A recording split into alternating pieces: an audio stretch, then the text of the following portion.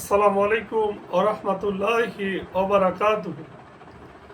এ পর্বে আমাদের আলোচনা সূরাতু ইনশিরাহ। এটি কোরআনুল কারীমের ৯৪ নং সূরা। আলহামদুলিল্লাহ, সালাতু ওয়াস সালাম আলা রাসূলিল্লাহ ওয়া আলা আলিহি ওয়া সাহবিহি আজমাইন, আম্মা বাদ। আউযু বিল্লাহি মিনাশ শাইতানির রাজীম। বিসমিল্লাহির রহমানির রহিম। রব্বি ইশরাহ লি সাদরি ওয়া ইয়াসসির লি আমরি ওয়াহলুল উকদাতাম মিন লিসানি ইয়াফকাহু কাওলি। এরশাদ হচ্ছে, আল্লাহ বলেন, হে নবী, ওহির মাধ্যমে প্রকৃত জ্ঞান ও মানসিক শক্তি দিয়ে আমি কি আপনার বক্ষ দেশকে প্রসারিত করে দেইনি? বিসমিল্লাহির রহমানির রহিম। আলাম নাশরাহ লাকা সাদরাক। অর্থাৎ আল্লাহ বলেন, হে নবী, আমি কি উন্মুক্ত করে দেইনি আপনার বক্ষকে, আপনার হৃদয়কে, কল্পকে? আমি আপনার থেকে সরিয়ে দিয়েছি সমাজের অনাচার, অশ্লীলতা ও পঙ্কিলতা দেখে আপনার অন্তরে জেগে ওঠা দুঃখ, বেদনা, উদ্বেগ ও অস্থিরতার ভার। ওয়াদানা আনকা ইসরক। এবং আমরা নামিয়েছি আঙ্কা, আপনার থেকে, উইজরক মানে আপনার ভার, যা আপনার কোমরকে ভেঙে দিচ্ছিল। আল্লাযী আনকাযা যহরাক। আল্লাযী, যা, আনকাযা ভেঙে দিয়েছিল, যহরাক আপনার পিঠ, কোমরকে। আল্লাহ বলেন, এবং আমি মুমিনদের যাবতীয় আবশ্যিক ইবাদত, আজান, একামত, নামাজ, খুতবা ইত্যাদির মাধ্যমে আপনার স্মৃতিকে উচ্চ মর্যাদায় তুলে ধরেছি। ওয়ারাফা'না লাকা যিকরাক। কষ্টের সাথেই স্বস্তি আছে। ফাইন্না মাআল উসরি ইউসরা।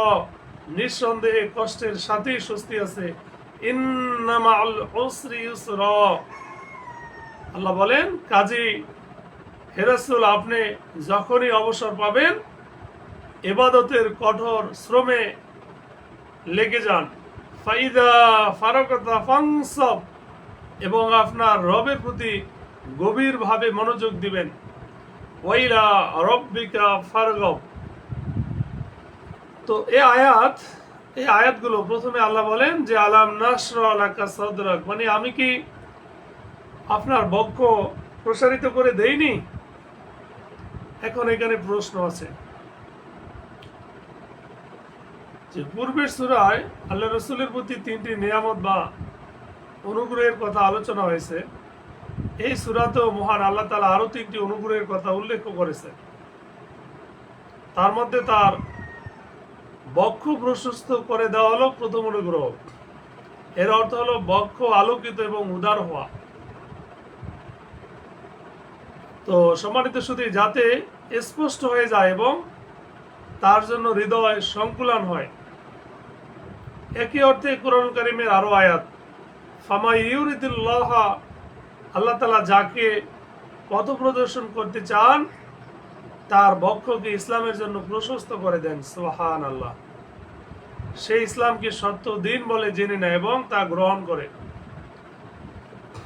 তো সম্মানিত শুধু আল্লাহ রসুলের দুইবার সিনা চাক, বক্ষ প্রশস্ত, এটা ঘটেছিল। একবার বাল্যকালে যখন তার বয়স 4 বছর, একদা হযরতে জিবরাইল আলাইহিস সালাম এলেন এবং আল্লাহ রসুলের বক্ষ বিদীর্ণ করলেন আর তার হৃদয়ের ভিতর থেকে শয়তানি রক্তপিণ্ড বের করে দিয়েছিলেন, যা প্রতিটি মানুষের হৃদয়ে বিদ্যমান থাকে, এবং এই হৃদয় ধৌত করে পুনরায় তা ভরে দিয়ে বক্ষ বন্ধ করে দিলেন। আরেকবার তা মেরাজের সময় ঘটেছিল।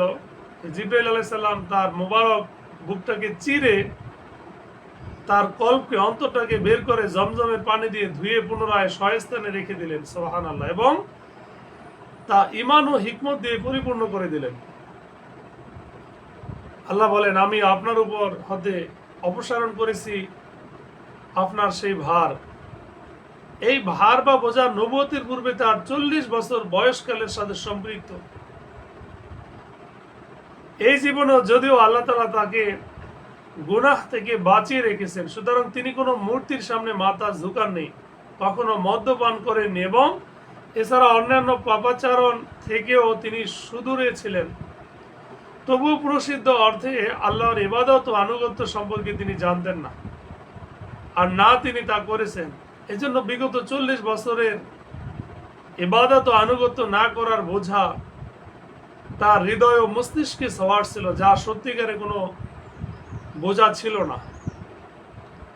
এটা তার আরেকটা বোঝানো হয়েছে যে সমাজের কুসংস্কার, মানুষের হানাহানি, দাঙ্গা, এটা আল্লাহ রসুলের কাছে একটা বোঝা ছিল। তিনি এই কোরআন দিয়ে এই সমাজটাকে পরিবর্তন করলেন।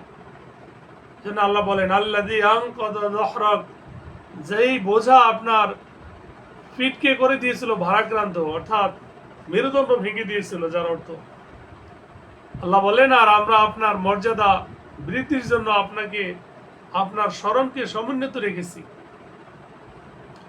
তার মানে হচ্ছে যে যেখানে আল্লাহর নাম আসে সেখানে তার, অর্থাৎ আল্লাহ রসুলের নাম আসে। যেমন আজানে আছে, ইকামাতে আছে, এমনকি নামাজের শেষেও আল্লাহ রসুলের নামে দরুদ পড়া, এটা আল্লাহ তাআলা মুমিনদের অন্তরে ইনক্লুড করে দিয়েছেন। সুতরাং আল্লাহ বলেন কষ্টের সাথে আছে স্বস্তি, এটা আল্লাহ তাআলা পুনরাবৃত্তি করলেন, নিশ্চয়ই কষ্টের সাথে রয়েছে স্বস্তি। ইন্নামাল উসরি ইউসরা, এ হলো আল্লাহ রসুল ও তার সাহাবাগণের জন্য শুভ সংবাদ যে তোমরা ইসলামের পথে যা কিছু দুঃখ কষ্ট সহ্য করেছো, এই ব্যাপারে চিন্তিত হওয়ার কোনো প্রয়োজন নেই, যেহেতু এরপরই আল্লাহ তাআলা তোমাদের জন্য অবসর ও স্বস্তি এনে দেবেন। সুতরাং এরূপই হয়েছিল যা সারা পৃথিবীর লোকেরা অবগত।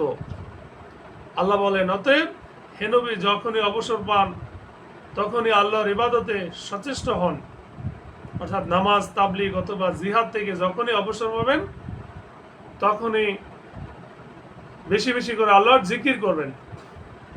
ওয়াইলা রব্বিকা ফারগব, আর আপনার রবের প্রতি গভীর মনোযোগী হন, অর্থাৎ তার কাছে আপনি জান্নাতের আশা রাখেন, তার কাছে আপনি নিজের প্রয়োজন ভিক্ষা করেন এবং সর্ববিষয়ে তারই উপর নির্ভর ও ভরসা করুন।